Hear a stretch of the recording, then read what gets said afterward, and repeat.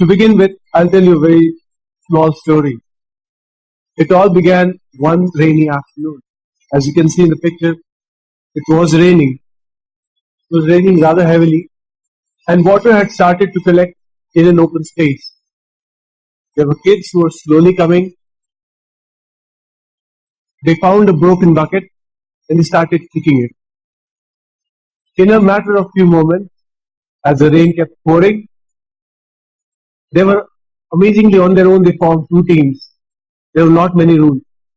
The rule was one team would just take away the bucket from others. There were no goals. But it was an amazing atmosphere. It was an atmosphere of fun, of laughter, and of everything that every child hopes of.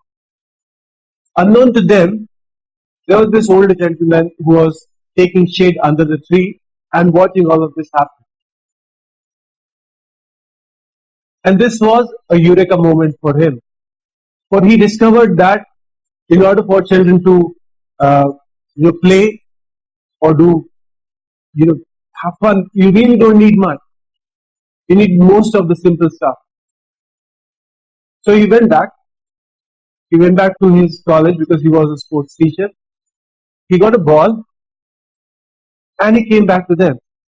These kids, they looked a little suspiciously at him, like, who's this guy? And why is he getting the ball here? And he asked them, do you want to play football? They said yes, and they took the ball away and they ran. For the next couple of days, he went back to his friends, and what he did was, he went to all the slums of Nagpur, and he kept giving away balls and asked them, would you like to play football? All of them said yes. So he fixed up the date, and he told all of them to report on a Saturday morning at 10 o'clock. And when he went to his department to open it up, at 8 in the morning, there was this bunch of youngsters already there, all excited and all ready to go. And some had walked for about 4 or 5 kilometers just to be there. Yeah. And that gentleman happens to be my father. So this is how Slum Soccer started. In the most simplest of terms. For the next few years, what he did was he conducted football tournaments for as many slum children as possible. The first year, we had 16 teams participating. The local media found it very intriguing, like, how is someone doing stuff like this? So they sort of gave publicity. Soon we spread across central India. And then it kept getting better and better. So the next year we had a neighboring state asking us if they could participate in something like this. And he told them that if you can conduct a tournament like this, yes, definitely you can bring in your team. So the next year we had a national tournament. This kept happening for 5 years since he began. He used to conduct tournaments, he used to conduct matches, he used to conduct events, all for his target audience, the children from slum. Now, here's another story.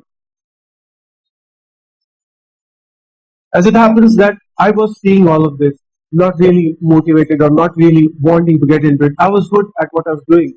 This was basically just studying. And then it just kept, I could see him like running around and doing stuff. But my education was just going smooth. Like I finished my bachelor's, did my master's, did my PhD.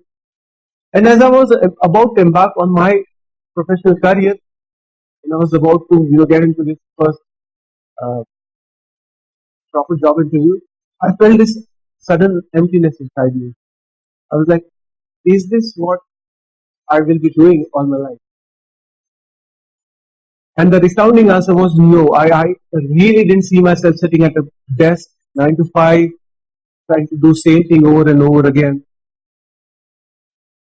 So without thinking much, that was actually New Year's. So without thinking much, I left and I came back.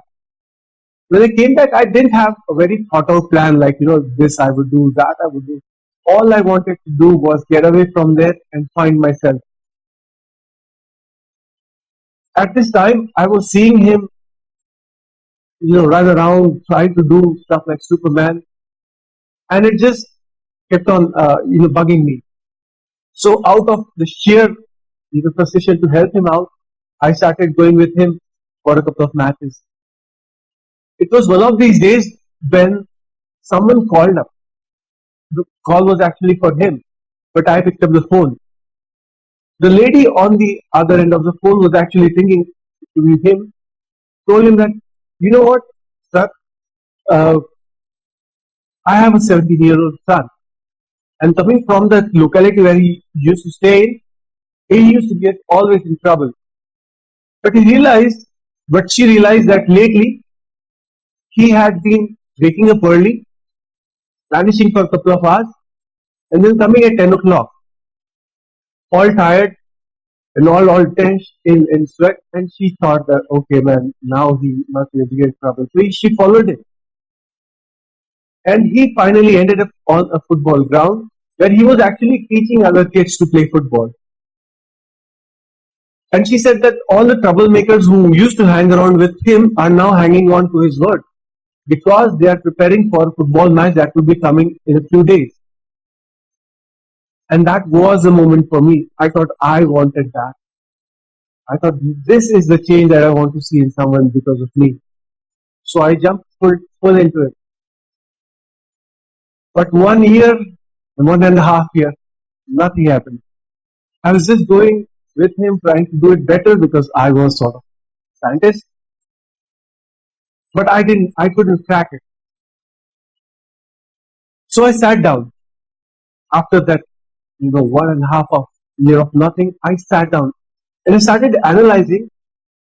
One of the first things that struck me was most of these success stories were happening, but they were more organic. They were happening because they were happening. There was no thought out process or structure going behind it to make it happen.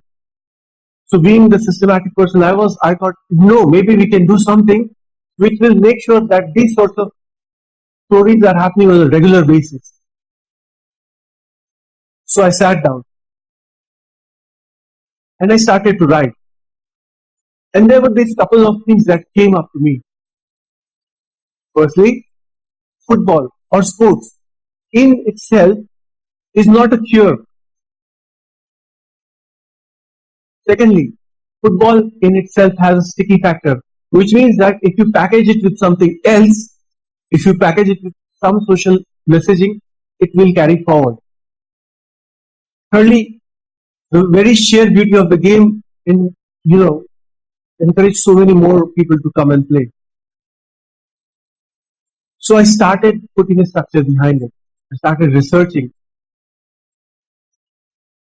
At the same time, what was happening, our usual approach was that we used to use a lot of coaches. Now, these coaches used to be costly, and this was draining a lot of our resources. So I started to realize that actually it was one of the interactions with one of the kids that set me thinking in this direction. There was this young 14-year-old boy, his name was Uday. I asked him, Uday, who's your favorite player?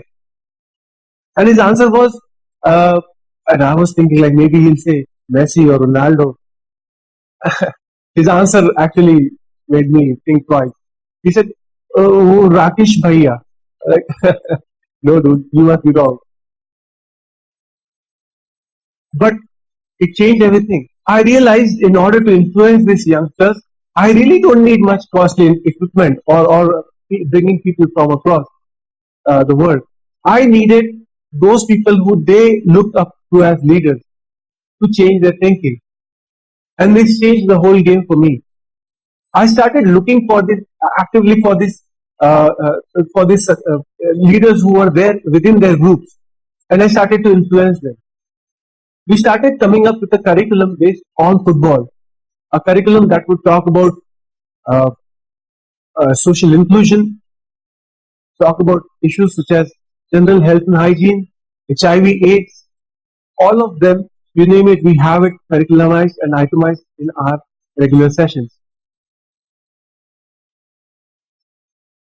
And as we carried this on, we realized that this was not only good in terms of having more local ownership, But it made financial sense to us because we cut down on all our coaches, and now these youngsters were becoming role models not just for themselves but for their communities, for the other older guys, for the families, and our impact was increasing day by day.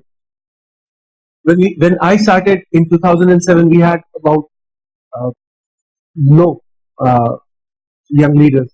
I'll come to that later. Now today we have about uh, 40 odd and growing, potentially very brilliant young leaders who are taking our program onwards. This is one of a young leaders session happening in our center in Bukhara. So this was easy, this was very cost effective, and the idea started to replicate. Again, for me, for any good program to run, it should be able to replicate itself in a different settings with minimal interference. And this is exactly what we did again. We started to try this in different localities across Nagpur. Every time we met with proper success ratio. And this gave us that whole idea that, this organization can be more youth-led than ever. The result was obvious. For the next few years, which is like last 3 or 4 years, our efforts started to be recognized all across India. From that one session, we grew up to now around 6 states where we have regular based programs, all using football, all based on the module of using youth to lead other youth. These are the partnerships that we have, both international and national partnerships. As you can see, that these have grown. These are again some facts. You can very easily follow them up. But this is the most important slide for me.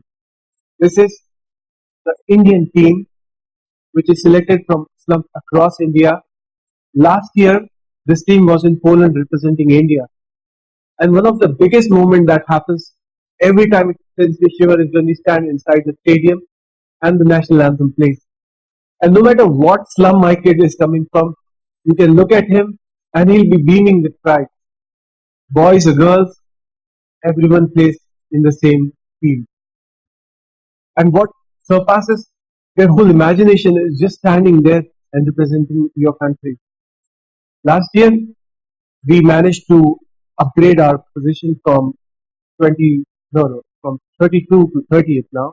We had began in 2006 at 45th position. So if you compare it to the regular football, they are not even there on 6th, but we are there on 35th position. Let me finish with one story about how my youth are changing not just themselves but community. I'm sorry, one of the slides that was there earlier is not here. This is about an 18-year-old girl called Shehnaz. Shehnaz, when she was very young, she was thrown away out of her house along with her mother because her father wanted a son.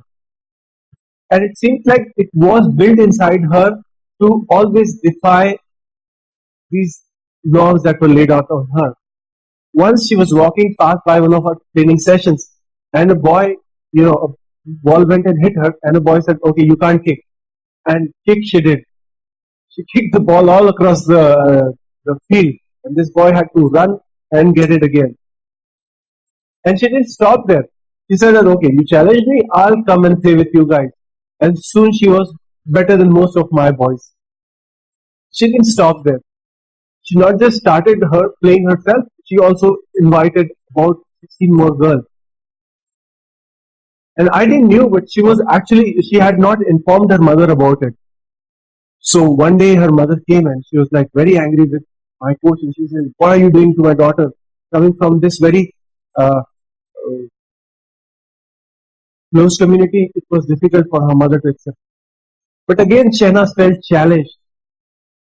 She went back and she turned not only her mother over, but she also managed to talk to several other women and make sure that more girls came to play. After that, she went she went for the Homeless World Cup in Brazil. That year, the team won the Fair Play Award. And one of the girls that Shana Spain won the Best Female Player award in the next year. This is what is happening. It's easy, it's simple.